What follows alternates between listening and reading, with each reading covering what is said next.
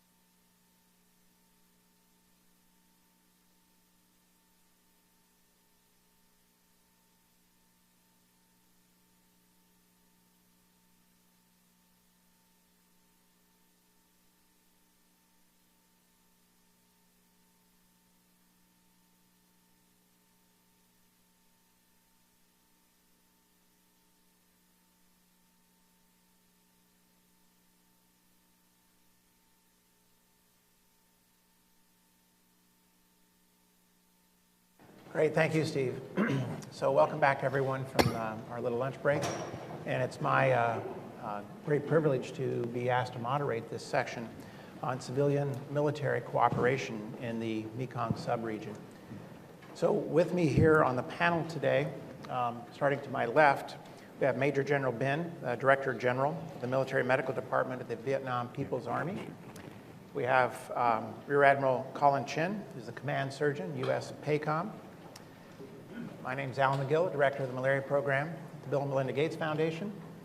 Here I have Colonel Mark Fukuda, who is an active duty U.S. Army Colonel who's on secondment to the CDC as a Malaria Advisor, President's Malaria Initiative in the Greater Mekong Subregion. Then I have Dr. Nipon Chinanawat, the Director of the Thai Bureau of Vector-Borne Diseases.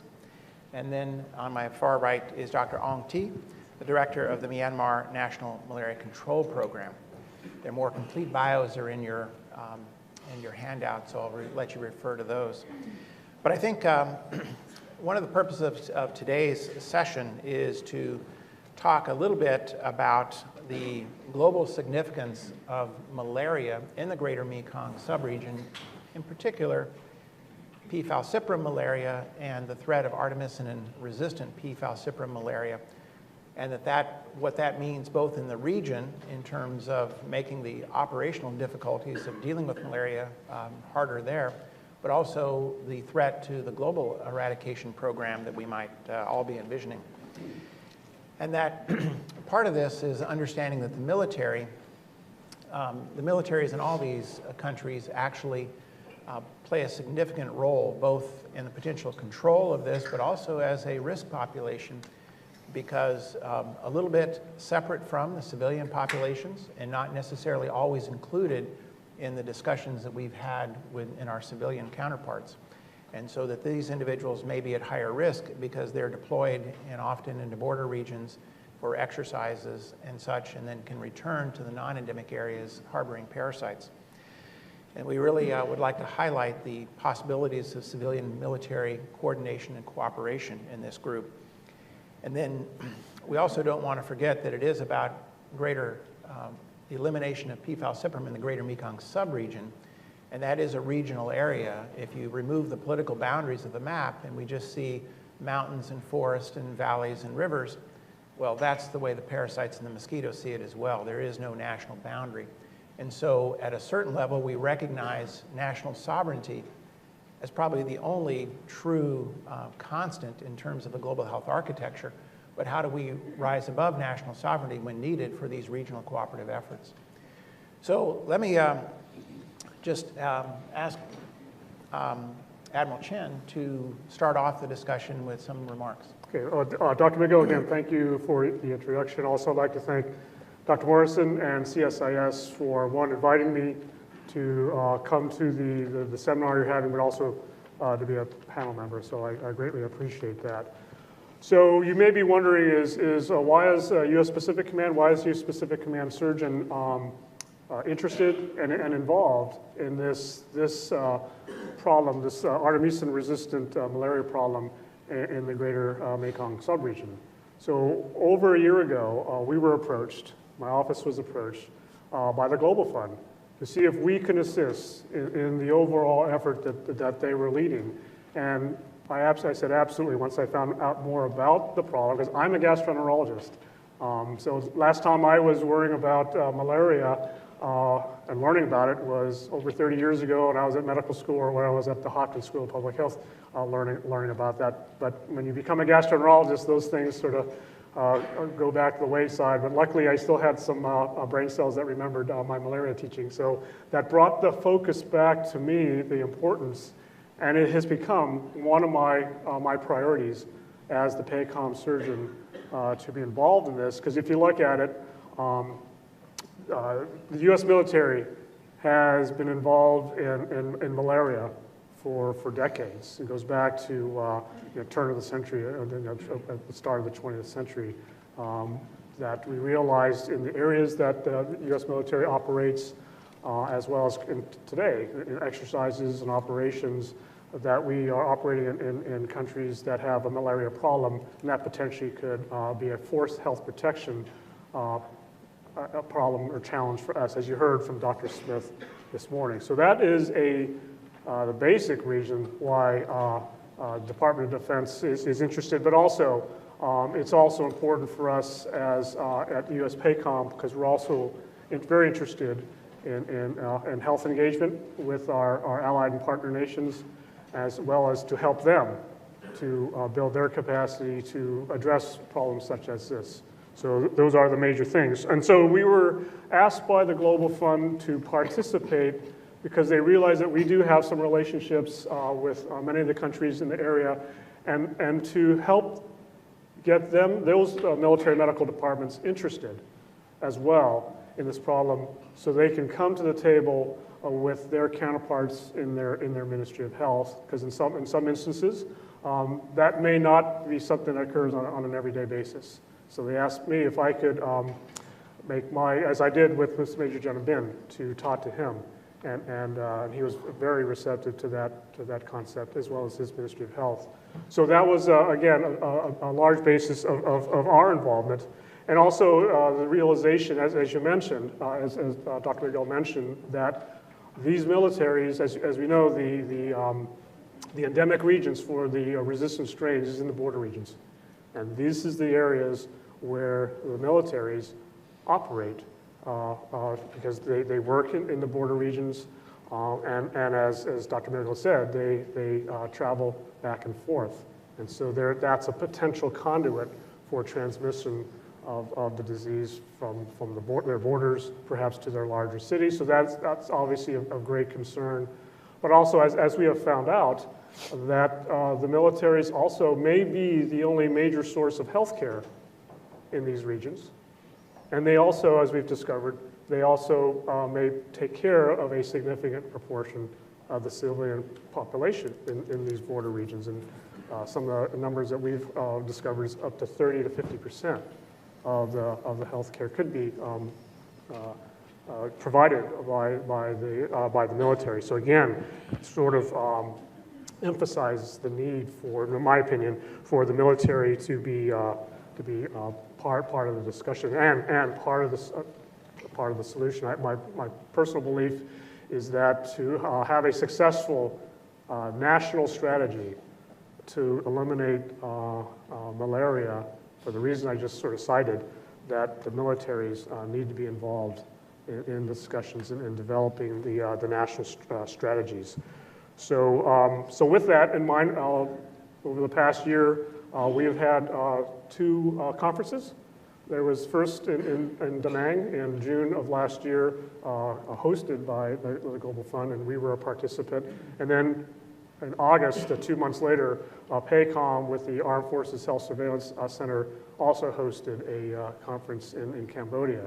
in which, again, we had representatives from both Ministry of Defense and Ministry of Health who came to the same table, came to the same venue, and had a great discussion. Everyone, we shared what the challenges were, what their populations at risk were. So good initial sharing of information, and the plan for going forward is to continue that effort again with our partners with Global Fund, President's Malaria Initiative, Bill and Melinda Gates Foundation, and World Health Organization. And then my final comment would be the other area that we have concern, and you sort of heard that, I think, in the opening session, is that our realization that many of the militaries in this in the greater Mekong sub-region also send peacekeeping forces to Africa. So obviously there's the potential transmission of this strain of malaria to Africa, which I think would be a global catastrophe that I think we could prevent. And so our interest is working with the militaries to find out more about how do they, what are their pre-deployment strategies? How do they pre-screen their service members before they deploy them? And what are the treatments that they're given, if again, for malaria? And so we are starting some initial pilot projects to work that. So that's a very, very brief summary is our contribution to the effort. And again, I look forward to any questions that you have my way as we proceed with the panel. Thank you. Great, thank you, Admiral Chen. Maybe I next turn to Colonel Fukuda to make some comments in his current role. Thank you, Alan. Yeah, I'd like to echo many of the comments that Admiral Chen and you, Alan, have articulated from my experience, both from having experience in our own military health system as well as now in the position of working with PMI, is that I understand that malaria is that our risk that we face in our own military is very common with the risks and the perceptions of how to address the issue in foreign militaries, and that in fact there is more to be shared in the experience in common between our military as well as between militaries in the region. Like our military, there's a job to do. They're on mission. Unit commanders have to be apprised of the importance for malaria prevention and control measures, and that comprehensive malaria control has to span beyond simply being viewed as a medical issue. We famously, every once in a while, have unfortunate cases in the U.S. military where we are on deployment and the simple preventable measures are not taken, and then we have the unfortunate circumstance of either having deaths or what have you for a disease that could have been diagnosed with a $2 rapid diagnostic test. So in that regard, I think to push the awareness, the diagnostics, and treatment capabilities down to the lowest possible level that prevents that from occurring, that takes the occupational force, the military, out of its traditional mission role so they can be returned to duty is a common interest in our military and in our partner militaries. It is worthwhile to keep in mind that that's the way that we'll make the best, I believe, progress with our partner militaries is to, in many of the same ways with private sector engagements, occupational plantation workers, for example, their interest is to stay on the job as long as possible. The plantation owner wants a healthy workforce. Our militaries want a healthy workforce, and that's really the way to approach this problem. Thanks, Mark. Great comments. I just take this opportunity to note that one of the papers that was written for this meeting is actually written by Mark, and it's about the contributions of the DoD to malaria elimination in the Mekong. And then also take note that Chris Plow also wrote a paper on artemisinin resistance for this conference. Those will be available to you, and I encourage you to read them. So let me turn to my left here and ask Major General Ben to make some comments on the perspective of Vietnam and the Vietnam People's Army. Yeah. Thank you very much for your invitation. It's my second time in Washington. Now let me share some lessons we learned from the military-civilian cooperation in the last time. For more understanding to the cooperation is good or not good, let me first of all to present to you some reasons from our military malaria prevention from the last time. Vietnam is in the last 20 years highly successful history against malaria. So I can give you some data from this. Dramatic decrease in malaria. For example, 90.8% mortality reduction from the 1991 until now. For example, in 1991, there are more than 4,646 deaths per year. But in last year, in 2013, there are just only 6 deaths in the year. And the 97% case reduction from 1991 until now. In 2000, there are 270,910 cases. But in 2013, there is only 35,406 cases. So inside of the military, in the last 5 years, there is no death inside our military. And several malaria cases, there is only 1 case per year. And malaria cases rate per 1,000 soldiers, less than 1.3. And until now, we have no malaria outbreak. So we learn from some lesson from this result, or some factors resulting in our success. We established very strong commitment of leadership and involvement of all levels of government and communities.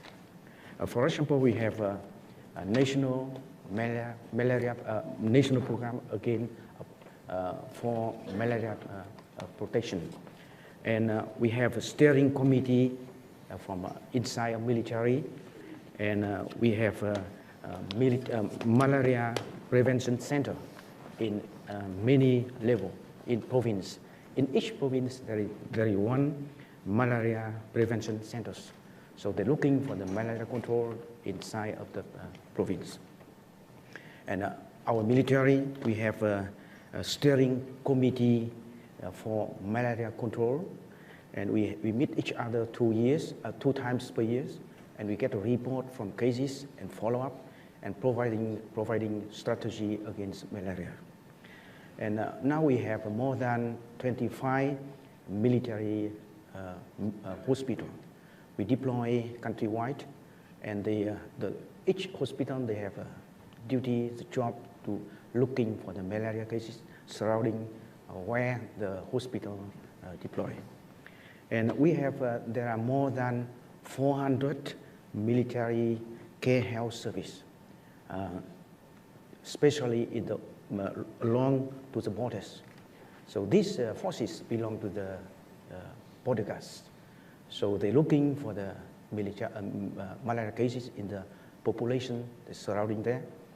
And very important is most of this, they deploy in the remote areas, in the island, and some areas of poverty. So where the people living and poor education and poor environment, the military forces provide the healthcare service and provide the program for the malaria control, and some we provide medication for free to people living there.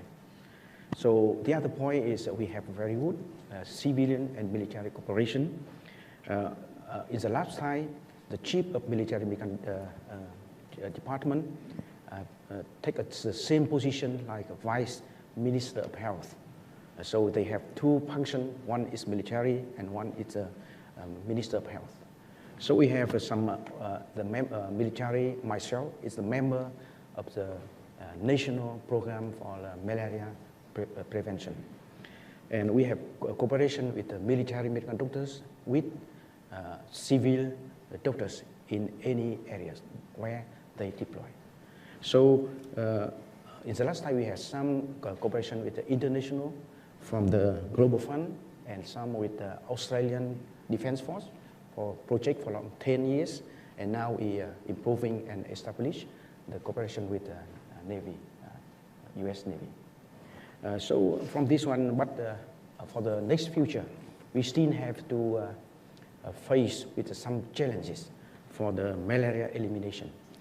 For example, in some region in Vietnam, in Central Highland and Southeast Vietnam, is still prevalent some belong to the malaria epidemic. And immigration and malaria. In Vietnam now is per year there are nearly 2 million people. They belong to large mobile population, and more than 150,000 they move to the southeast of Vietnam and in the Central Highland, and more than 85,000 they are living now in Africa, in Middle East and Mekong rivers. So all of them they are on the risk of malaria. So we have some problem with malaria, drug resistant with artemisinin, and the rate between from the 14 and to 31% from some studies in these areas. So our strategy for the next future is we have keep our good lesson we have, and we have more cooperation with the civilian and military. And in our military, the left cases, infected malaria cases, most of them is we cannot follow up the cases. So our next strategy is we development our case follow-up system. So when we can improve this system, so we can go closer to malaria elimination. Thank you very much. Thank you, General Ben. Very nice comments. Let me turn to my my right here, and Dr. Nippon Chinanawit, the director of the Thai Bureau of Vector-Borne Diseases. Yes. In Thailand, is a majority of treatment malaria is civil, it's not military. But in the past, when you have the soldier infected with the malaria, we go to the public health hospital, and now they have a unit from the military to treatment malaria in the military. And I will call with themselves with to support every equipment sometime or something to when you request, not as usual. When and have to when you get to the goal of eliminate in Thailand in the last year, I will cooperate with the Army Medical Department to send. And you have concern with have in the future we will cooperate with the military with the civilian to eliminate go in this. And when in the past Thailand has a many case of Myanmar Thai border have many case, and the Thai Cambodia is a many case. And in the last year have the many case in the Thai Lao and Cambodia is a south of Lao and Cambodia and the northeast of the from the to have the illegal cut wood and the infection from this outbreak has about in the 30% in this year is from this area. Have the illegal cutting wood is not infected. It's not live in endemic area. It's not in indigenous case in this no indigenous case in this community in this last year. I think it's have to when in the future we will get and we got with the military to set up with the to clinical practice guideline to treatment malaria again, and I think it's have some area to have the resistance for artemisinin. I will to shoot you to use the anti-malaria drug. Now, in Thailand, you use the ACT regimen from the artemisinin and primaquine and chloroquine. Is not used the DHA-piperaquine.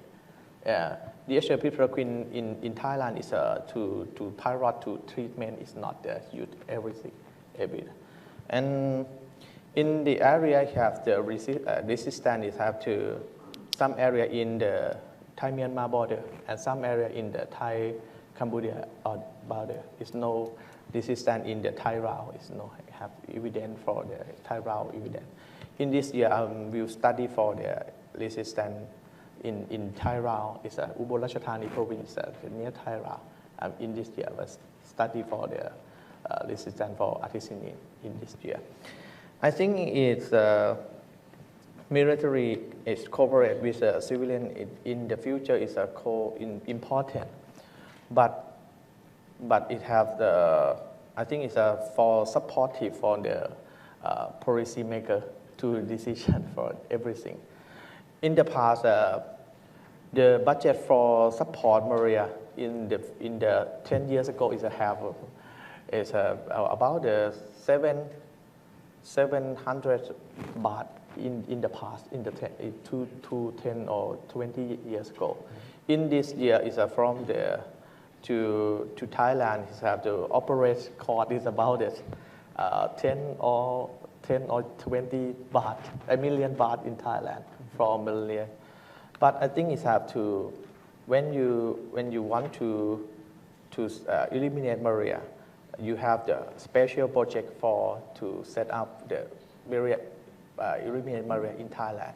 And Deputy of Permanent Secretary of Public Health, he have important to set up this project in this year. And too long in 10 years ago, I think it's have to set up and to eliminate goal in the Thailand in the future. And I think it's a medical department. It work with the EFRIM and everyone too. But I know everything you EFRIM and I believe it's coordinated with sharing from information and to try treatment and everything. I think it's important to eliminate with my team in Thailand. And I think it's have to recommend for the policy and to everything to adjust in your book to recommend. I think it's important for me to take activity is advocate from my boss to take action from this, recommend from your book in the future. Great, thank you very much. Our next speaker is Dr. T, and this is from Myanmar, and Myanmar is up until maybe 10 years ago clearly had one of the highest burdens of falciparum malaria in the greater Mekong subregion. Still has a high burden, but there's been remarkable progress in just the last 3 or 4 years, and so please. Yes, thank you. Actually, the Myanmar among the sub-Mekong region, this malaria is decreasing, but still the most prevalent country in this Mekong region. Around 70% of malaria cases belong to Myanmar. And also now the Mekong region, sub-region, the GMS is aiming to get elimination by 2030. Somebody said this too ambitious because we have a lot of malaria in compared with Thailand and other GMS countries. And also in concern with the civilian and military cooperation, to get elimination, one of the assumptions is social and political stability is very much important.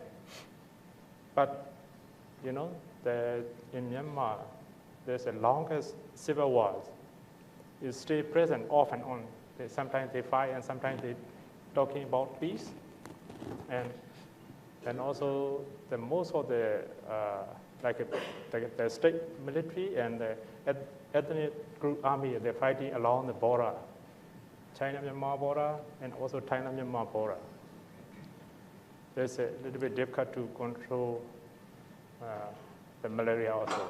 And also the military person are at risk of getting malaria. And also they are risk foresight because our control program is emphasizing on this migrant and mobile population.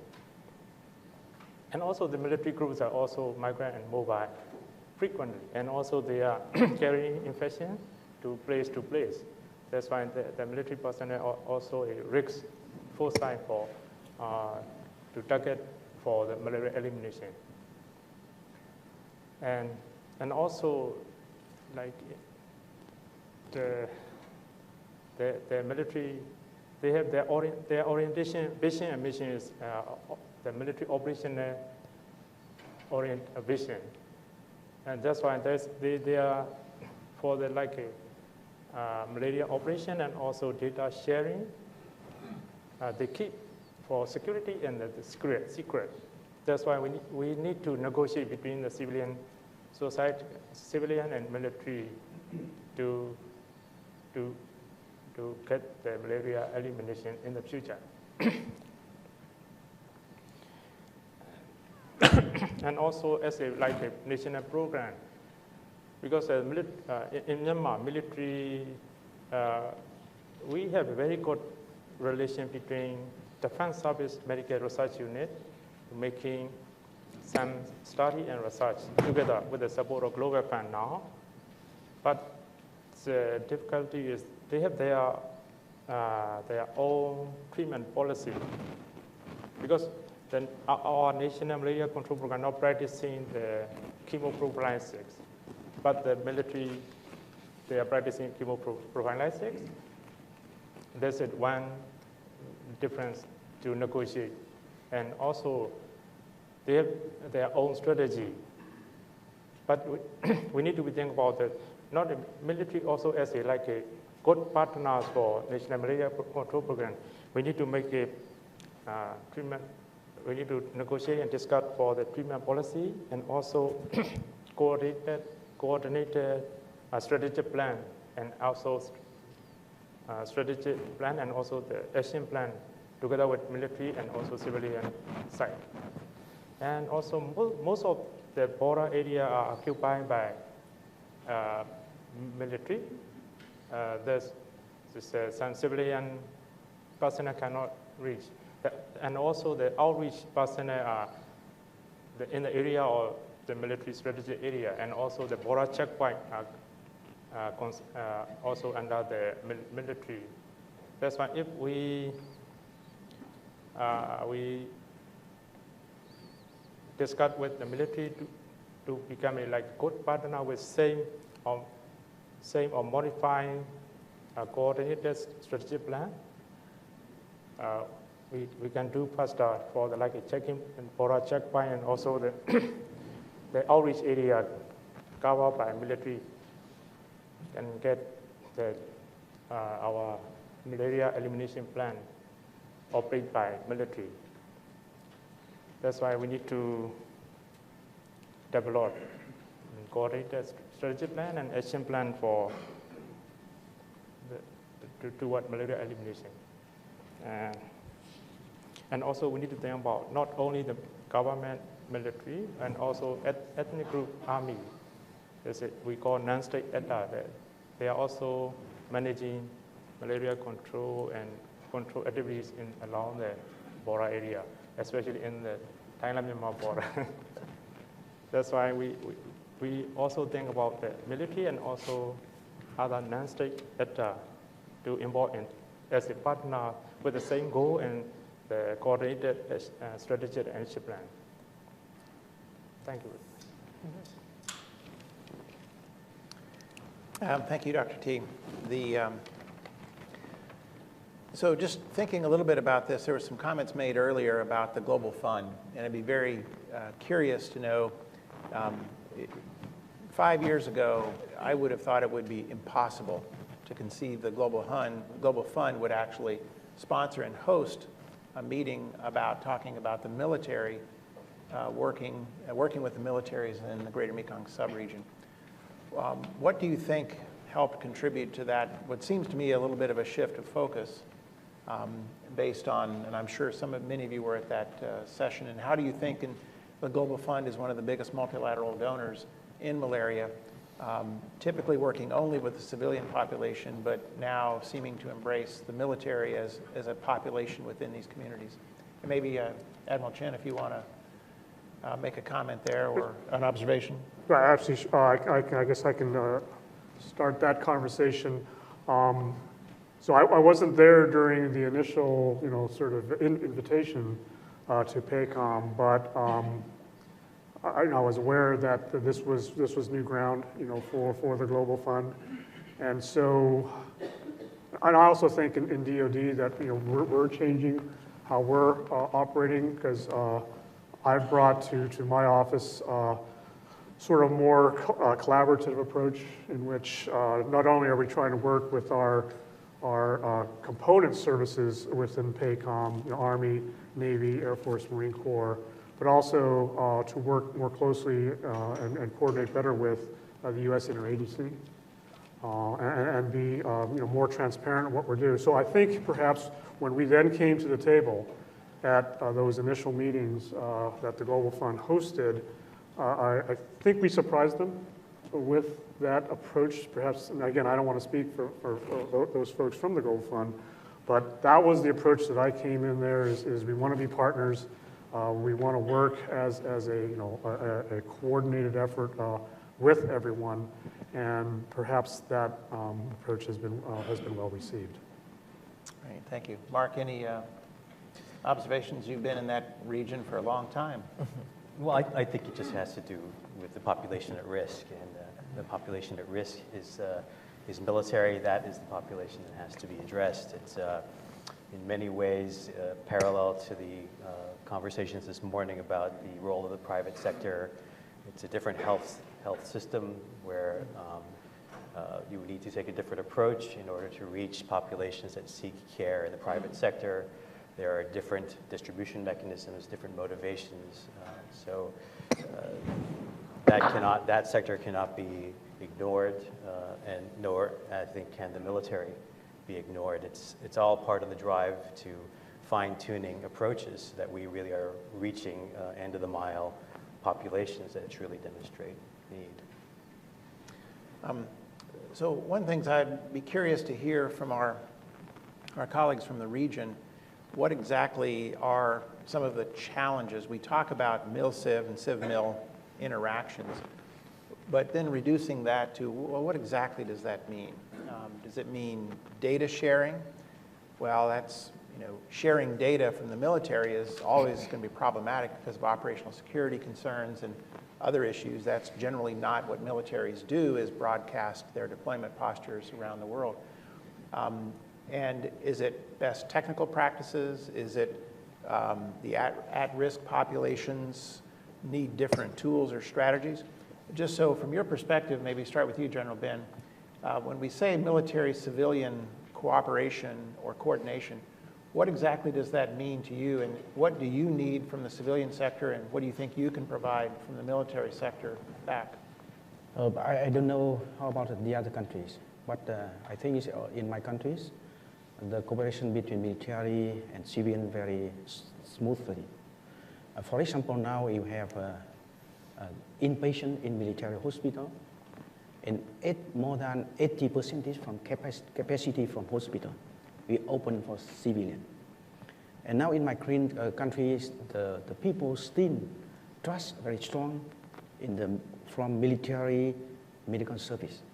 So they come very often, and they like to choose to come to the military hospital. So in the remote areas, it's the same. And the Ministry of Defense, they cannot touch in the area, especially the remote areas. So they would like to pass this task to military medical service in these areas. So in my country, the cooperation is I think it's just very easy. And we can talk each other very easy, and share our burden from the healthcare requirement from the population. Great, thank you. Dr. Chonwat. In Thailand, have some areas have to good coordinate with the military and civil. In some area, I'm not sure. In some areas, have to good coordinate with to work together. In the same the northeast, near the sea scale province near the Thai Cambodia border, is have to work with the military and the civilian to treatment and to control in the area of the sea scale. And some area is near the Thai-Myanmar border. I'm not sure to coordinate with the military, to coordinate with the civilian. I'm not sure. But I think it have to sample from the Vietnam. I think it have the good idea to with some area to set the system for coordinate for the vector control or the other to prevention and to surveillance in the military. I think they have the surveillance in military. I'm not sure we have the. It look like same the civilian surveillance in Thailand.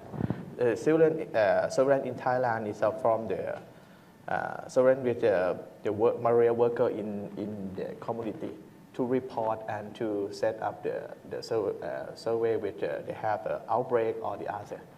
And sometimes in have outbreak in military, I'm not sure to have to survey with outbreak from this.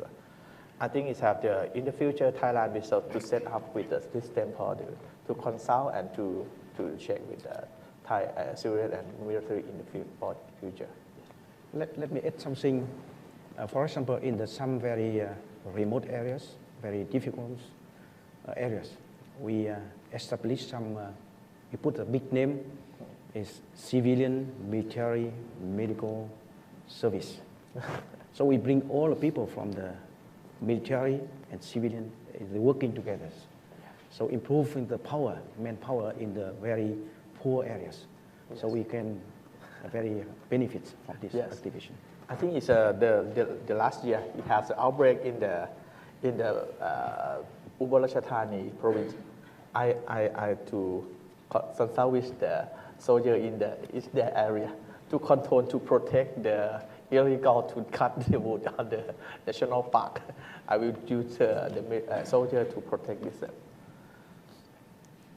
Fascinating, yeah. Dr. T, and just again, your observations from the ability of the military and civilian malaria groups in Myanmar to work together.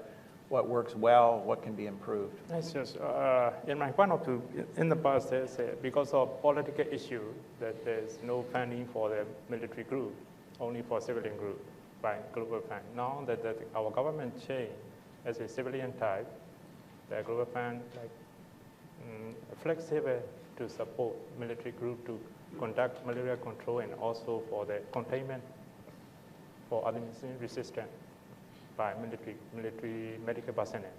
And also they are expanding their medical coverage by, like in Vietnam, the military medical unit, they expand. Not only for the military personnel, also for the civilians, especially for the very remote area, hard to reach area, cannot reach by ordinary civilians medical service. Now, the domestic funding from the government also increasing to support the military and also civilian, especially for the malaria control program. Now we are trying to get under to the phase of malaria elimination.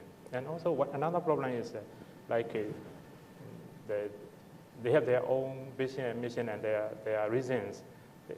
And also we've got to get the data, and data sharing is one problem. And also our civilian surveillance system for malaria control is not include in our surveillance system not include military. That's why we need to modify, and also, as I said, coordinated strategy plan and action plan, also cooperated action to take. That's why we need to modify our surveillance system, include all the partners, and also to get all the data for the program management.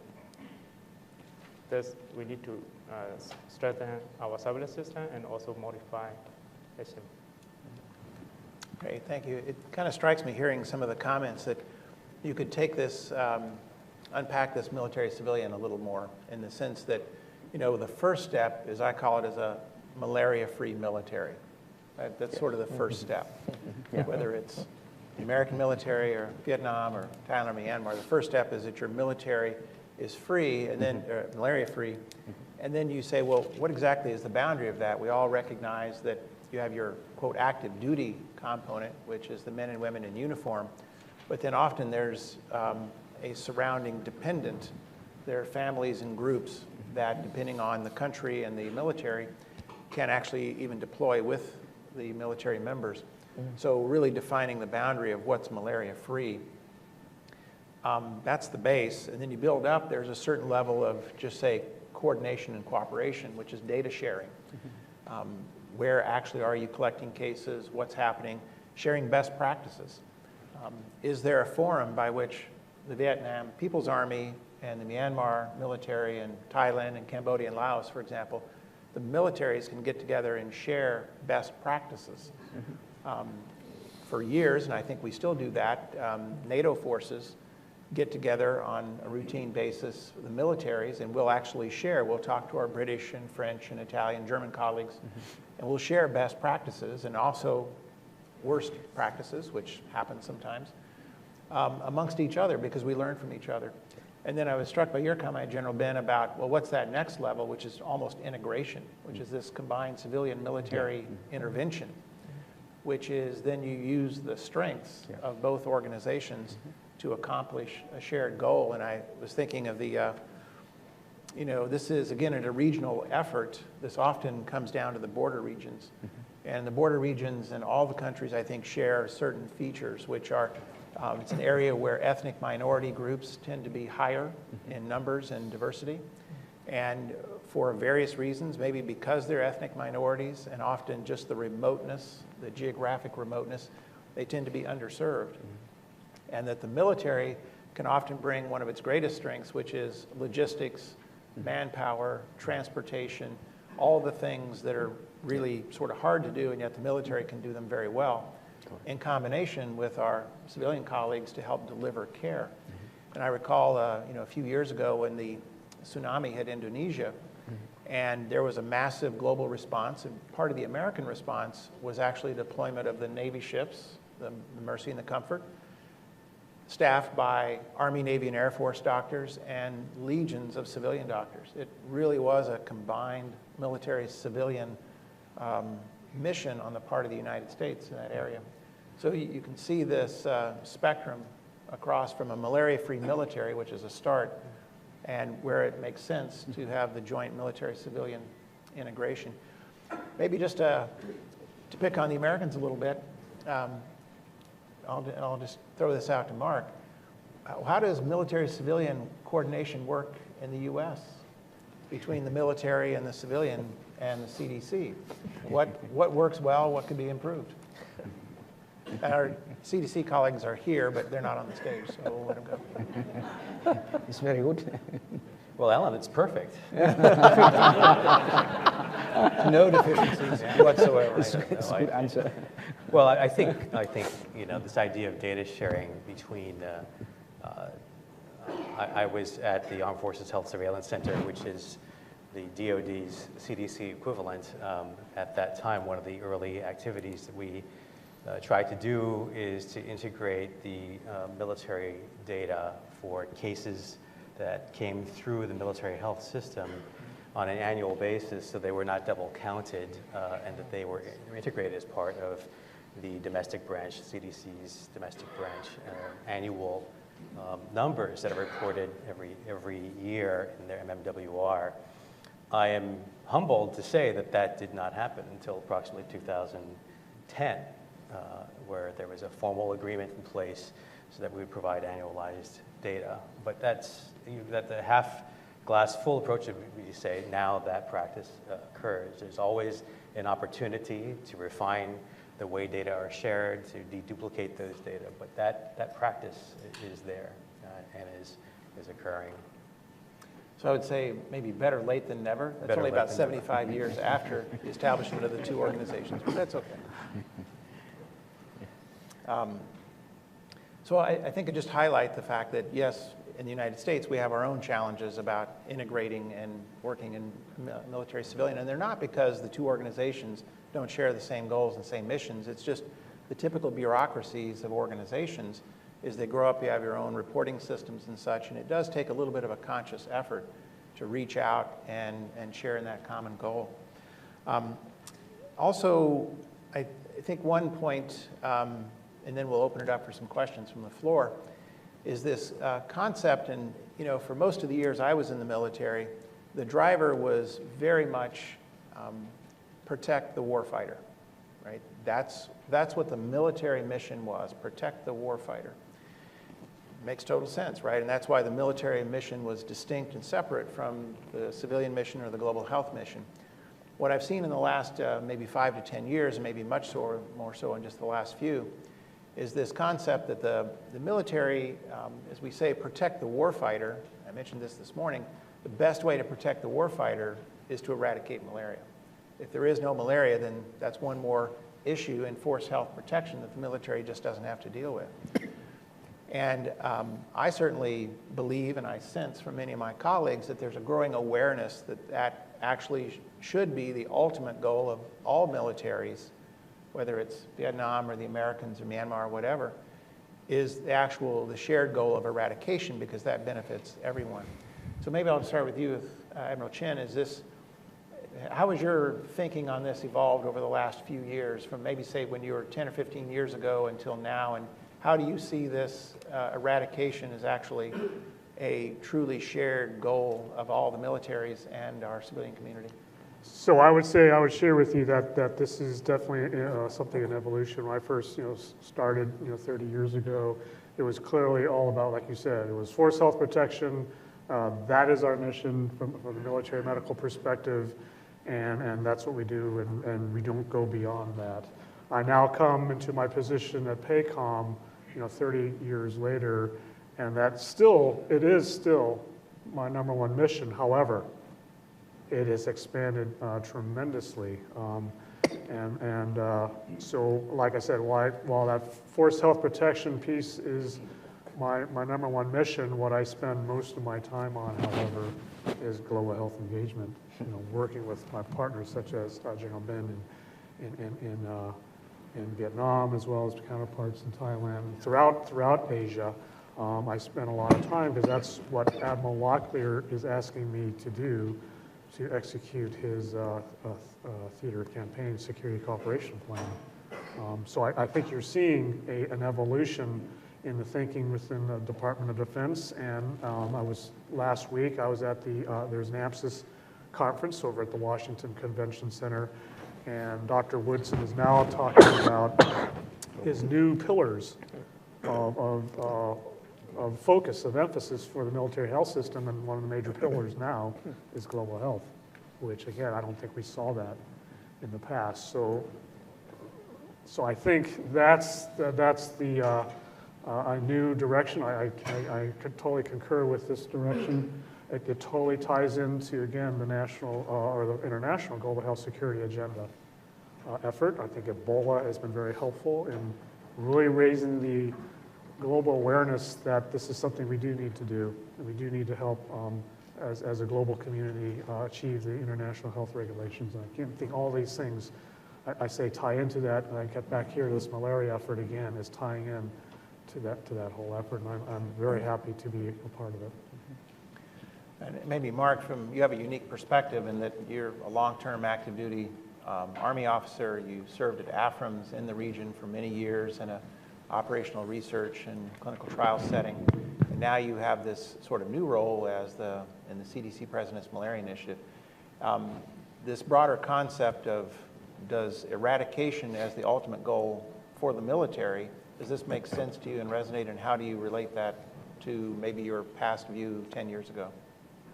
Well, certainly I do think it makes sense for the reasons you stated. Ultimately, as Admiral Chin is pointing out, we're concerned about protecting the warfighter. We make no bones about that being our primary mission, and I think to say anything else would be disingenuous. I think that we share with that, as I said at the opening of this session, is that our foreign military partners have the same interest in preserving their operational capability. Now, I do think that the DoD has a great number of tools that have been used traditionally in the setting of, as you're pointing out, operational research. Those tools and that expertise, I think, can be used towards the purpose of public health, towards malaria elimination, ultimately to the mutual benefit of our partner militaries. When you think about current new tools that are being deployed and piloted now in the Mekong setting, one of them is targeted mass treatment, TMT.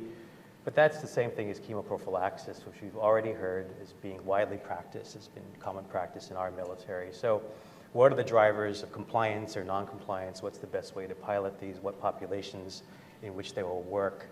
The military is in a position to study these things. They're already being used in militaries, and would be perhaps in a position to be a learning laboratory to see what kinds of motivators are there so that troops ultimately comply with their chemoprophylaxis regimens, and what is the transformation of that information product to the rubber tree plantation worker or other populations at risk. So yes, it's of benefit. The chemoprophylaxis is an analogy for the benefit to our forces, but then there is also the benefit of how those packages and interventions can be used for the benefit of other at-risk populations. Maybe General Ben, as the military representative here, how does this sort of resonate with you, or how does this fit your thinking of elimination, in this case, of initially PF, but ultimately PV, Vivax malaria, elimination of malaria in the entire region as literally a strategic goal for the Vietnamese People's Army, because that removes one more detriment to forced health protection? That's about, we try to have a military free from malaria. I think it's a good change for our military, because now we have very limitation from the malaria infection cases, and most of them belong to the border guards. They deploy in the border, and we now, in the last time, we cannot go further for elimination from these forces, because we have not enough capacity to follow up the cases. So this for Vietnam People Army, free malaria for the next future. We're looking for the improving the capacity for the case follow-up. When we can do this, so we can go, we can have army free, military free malaria. Great, thank you. Before I open up to broad questions from the audience, I'd like to call on a couple of colleagues to make some comments or observations, and this wasn't pre-scripted, so you'll be surprised. So Pascal Ringwald, my colleague from WHO, you've been working tirelessly in the greater Mekong region for a decade plus. What has changed in the last few years about military and civilian, and how do you see this from a WHO perspective? Yeah, thank you. No, first of all, we welcome this new collaboration. Yes, you're right. I mean, this has changed, I would say, the last 5-6 years. I mean, we started to work a lot more with the military, especially that the military were involved in doing therapeutic efficacy testing. And if I can give the example of Myanmar, for instance, the military based on areas where nobody else could penetrate was a very good way of getting information on the efficacy of the drugs in this area. What was striking when you had the military and the civilian around the same table is that, in fact, they were talking about the same thing, but not in the same language. One of the problems is that they all agreed that you must use the most effective drug to treat the patient, but they did not use the same drugs. And they did not have the same channel of procurement. They did not have the same, et cetera, et cetera. So I think that now that they are reconciled and now sitting around the same table, they can now coordinate and have the same goal in the same way. Having the same drug, having the same policy, using the same tools, etc., and collaborating better. So, in fact, this discrepancy that we saw in the past is now resolved, and this is thanks to everything what is ongoing, and especially also with the Global Fund. This Global Fund initiative, calling these 2 meetings, I guess, was a very good initiative, and clearly showed that they need to collaborate closer and to have the same goal. Great. Thank you, Pascal. Next, I'd like to ask Tom Kanyak, who's one of my colleagues, works with me at the foundation. Tom's also been engaged in the work in the Greater Mekong for a long time. A long time. And with Pascal as well for a long time. And I think that, you know, Alan, you must have intercepted my text that I sent to Pascal before you called on him, because I asked him to mention actually WHO's involvement in all this. And we've been involved in supporting the WHO with the therapeutic efficacy surveillance studies, and also working with AFRAMS, with the Royal Cambodian Armed Forces. I will state what my boss's goal is, which is yours, which is that we engage more broadly with the military at the Gates Foundation as we can under US law. We see that also WHO and the Global Fund have been very open to now civilian-military interaction. We saw this in the Da Nang meeting, which Admiral Chin mentioned, which I attended, and also then the follow-on meeting that PACOM sponsored in Cambodia as well. And that the idea is that actually, in speaking with both Walter Kazadi of the WHO ERA hub and with the Global Fund, I don't want to put words in their mouth, but there could be ways to get international funding for civilian run programs with the militaries. And so I think this is something really that WHO has been a leader in exploring through their work in mobile and migrant populations, and something that all of us should think about. There are, of course, maybe an elephant in the room is that the American military can't work with all militaries yet of the region, but I do like your question that you did ask about the militaries of the region working with each other, and how the civilians, both in the ministries of health of the Greater Mekong Subregion, and then from organizations such as ours and other donors, can look to have under civilian control military programs that interact. And I think that Pascal really hit the nail on the head when talking about that sometimes there's a difference. It's either the uniform or the dress or the language or the culture or the acronyms that we use, but really we are talking about a common language, and we are sharing a common goal. And I truly believe that if we don't eliminate malaria from the militaries of the Greater Mekong Subregion and elsewhere, we aren't going to ultimately achieve our goal of eradication. So thank you, Alan.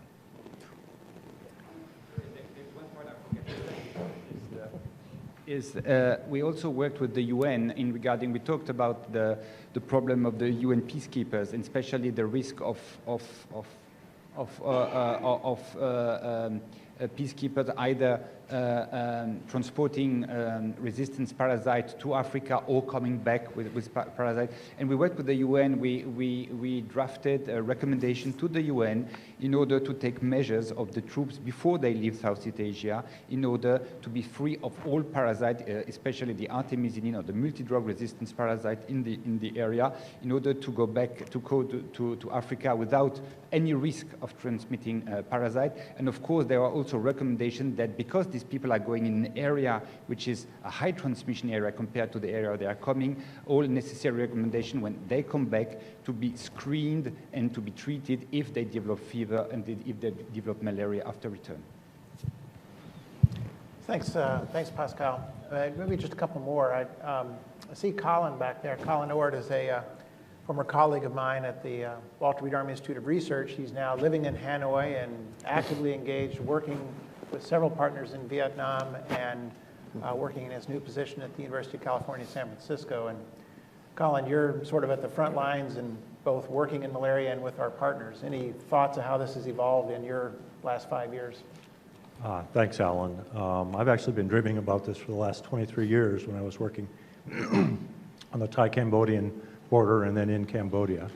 I saw that malaria could be eliminated, and I saw that malarias were part of the problem and part of the solution. So now I am back in Asia, in Vietnam, where I'm hoping to have this dream come true. And Major General Bing, I would actually like to turn this to some questions to you. The first one is I heard that you have 400 units working with civilians on the border with Cambodia and Laos. Given resources, could you and the VPA actually expand this with financial resources? Maybe you should go ahead and then I'll ask you one more question.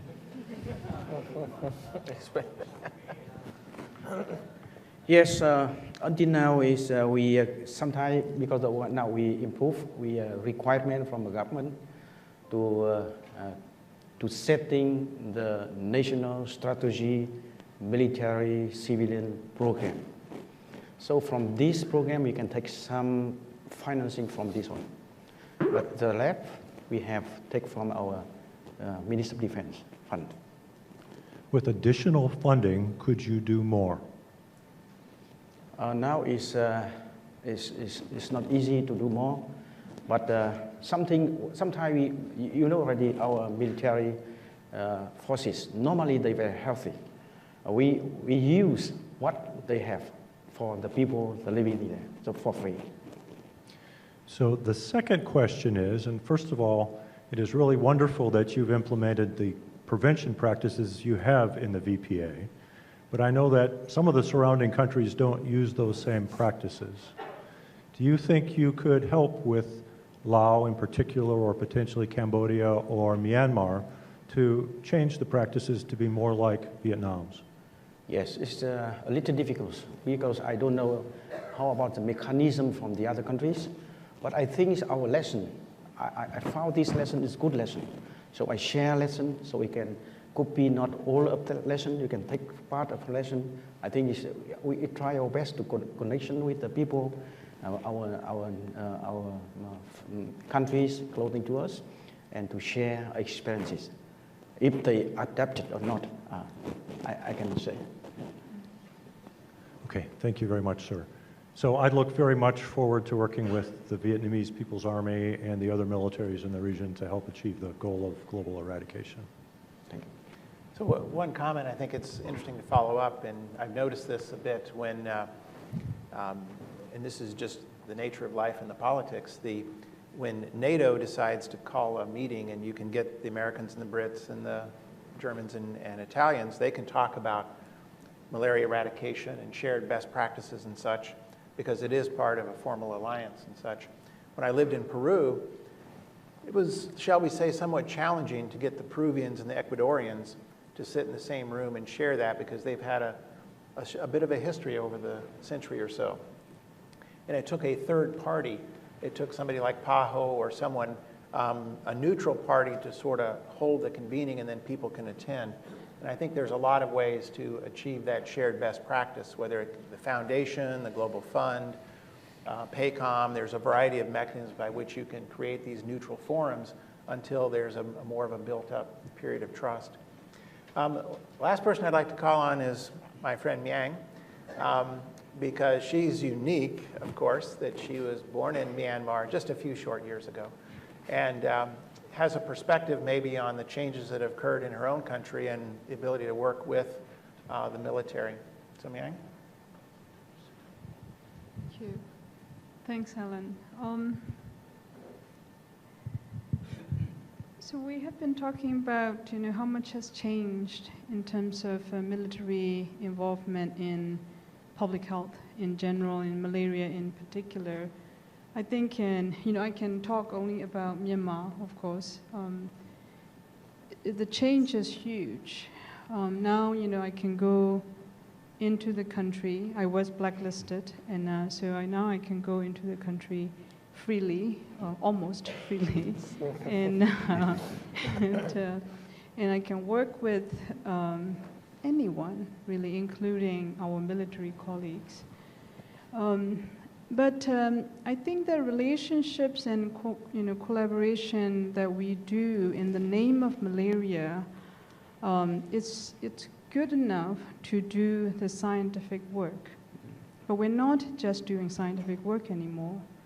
And I think that we need a lot more than scientific collaboration. And that is why what everyone is talking about political will. Half of my grant that you gave us is on that. But the political will is, has to come from multiple direction coming. It has to be built, in very low level of health workers and midwives and doctors, all the way up to, to the top leadership level in case of Myanmar, for sure. And it has to be beyond health. Ministry of Health alone is not enough to take this great task of next 20, 30 years. So in my perspective is that malaria work that we're doing is really not malaria work. It's very much diplomacy and a lot of political negotiation and building trust among many different factions and with some adversary history for many, many years, decades. And also there's something that I wanted to bring up, and I have had this conversation with Tom, is that not only within the country, but the U.S.-Myanmar relationship. I talked a little bit about with Steve Morrison earlier, and there's a lot of concerns, a lot of anxieties over what's going to happen in 2015. And I think that we as a scientific community be proactive in that. I mean, how do we protect our baby of malaria elimination from what can happen, and that the complex relationship between, Myanmar and other countries, including, of course, the U.S., can kill it. That can kill, our effort to eliminate malaria. And, this conversation has been going on for some times now. It has become reality. And so this is something that the question that I want to raise for everyone in this room, and particularly, the U.S. federal institutions who want to work very, actively in Myanmar. I don't know if I answered your question, but no, that's actually my quite thoughts. well. Actually, it's a very nice sort of coda or elevation of this from, as you're right, I think the scientific and technical relationships now are pretty solid in most cases and building and growing, but it really has to go to this higher level of trust, which takes time. And the best way to generate trust is through shared projects and shared goals and shared experiences that develops. So I think we have a little time, not much, but a little time. Questions from the audience. Start right here. There's 3 right in front of me, so we'll start there.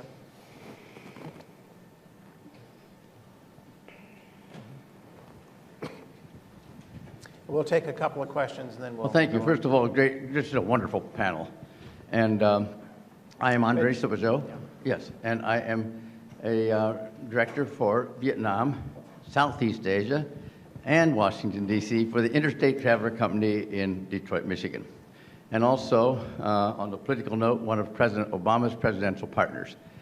Now, my question, I know very well what the wonderful work that the People's Army do in Vietnam. But what I want to ask is really based on your question, Sir Dr. McGill, and also maybe to the Army Colonel. My question is this. You raised the question of the priority mission of protecting the warrior. With 27 years in the Army, I'm very aware of that and appreciate it. But my question is this, on malaria eradication and the cooperation that you raised, sir, is another barrier to achieving better U.S. military and civilian cooperation the fact that we got rid of conscription in favor of an all-volunteer force, and Joseph Califano, a former director Secretary of Health, Education, Welfare, Califano, printed a column adumbrating an increasingly bifurcated society as a result of that. and that certainly has proven out in a lot of ways. But my question is on malaria, cooperation on malaria. Is this a barrier, sir? Okay. Next, Michael. And then Steve. Thanks very much. So just to follow up a little bit about the military and innovation, we certainly appreciate what NAMRO 2 has done, what AFRIMS is doing, what Captain Beavers and the Armed Forces Pest Management Board are doing for personal protection, application equipment, et cetera. But I think the Mekong region is a unique ecological situation, and then you have such very restricted transmission zones because of the nature of Anopheles dirus and Anopheles minimus. And if there's one thing that the military is famous for, it's geographic reconnaissance. And so we talked about change in the area. I think the biggest change has been the ecological change. I mean, Paylin looks like Iowa now with the cornfields. So is the military in a position to help the national malaria control programs with the delineation of the most at-risk locations, as Mark would say, the delineation of the transmission zones so that we can concentrate there and not worry about CSIFON or some of the other non-transmission areas. But again, thinking specifically of collaboration for targeting and geographic reconnaissance. Great. Steve, right in front of you. Thanks. One comment, another way of working with the military, we're working with the Indonesian military to actually do a vaccine trial of forces deployed from Java to Papua, which is sort of an ideal setting for doing it. But I got a question from Admiral Chin. You talked, and there was talk about the meetings and the discussions, and we talked about disaster relief, and we have public relations with the ships going around to different countries and so on. But if I look at the budgets that were put up earlier about how much money is actually being invested, and I don't know what the exact numbers are in the DoD, but as far as I can tell, the percentage that's being invested in things like malaria as compared to 10, 20 years ago has actually gone down. So, and I'm not sure that's true, but I would ask you, about that, and I realize you're not in the R&D component, but what is that, where do you see your interest, your involvement with global health actually being translated into investment by the DoD monetarily in actually helping to solve the problem? So maybe actually, Admiral Chin, if you want to just take that question directly, we'll go 3, 2, 1, and you want to try to respond to Steve there. So I can actually, let me answer question number 2 first, and I'll answer the question, but I also have one of my experts in my office in the audience who's got all the details. But the answer is yes, we can do, and I think we are doing, that geographical zone reconnaissance that you asked for. But Commander Danny Shao or anyone else who's involved in that? Sure, sir. So at that, we actually work with the labs for that under GICE funding. They look at entomological surveys and also disease burdens, so they're actually trying to localize where the disease, and so they are doing that. Yeah, so we have experts. We have 2 units that can do that. We have the Navy Expeditionary Preventive Medicine Unit 6, which is based in Hawaii, and then the Army has their Army Public Health Center station in Japan. Who they have experts that we can, if the demand is out there, we can ask them to do exactly what you're asking. So that capability is out there, and we're also doing that, because that actually then ties back into that's the type of mission that they need to do, and ties right back into that force health protection. It ties back into helping protect U.S. service members. And to answer again, Alan's question about is elimination becoming a priority, malaria elimination becoming a priority for DoD, I think the answer, if you've been here from the beginning of this seminar, you're hearing it multiple times from multiple different sources. It is becoming a theme that's out there. Right. And then now to answer the question, again, yes, I'm not an R&D expert. That's a great question, great challenge, especially in these fiscally challenged times. We're looking at 2016. Another sequestration bogey is going to come out there, and how's that going to hit us? You've heard me mention that yes, it's become one of Dr. Woodson's pillars for global health engagement. But yes, it's to be seen whether or not that is then going to translate into dollars in a future POM. And so I'm not in a position, I'm not in those discussions. Obviously from where I'm sitting, obviously I'd love to see that happen. But again, I'm not in the part of the budget cycle. I can put in requests from PACOM, and under the current budget cycle, I have input into those sources of funding that PACOM has oversight over that can be directed toward global health engagement activities, and we have been successful to date in getting that type of funding towards these type of efforts.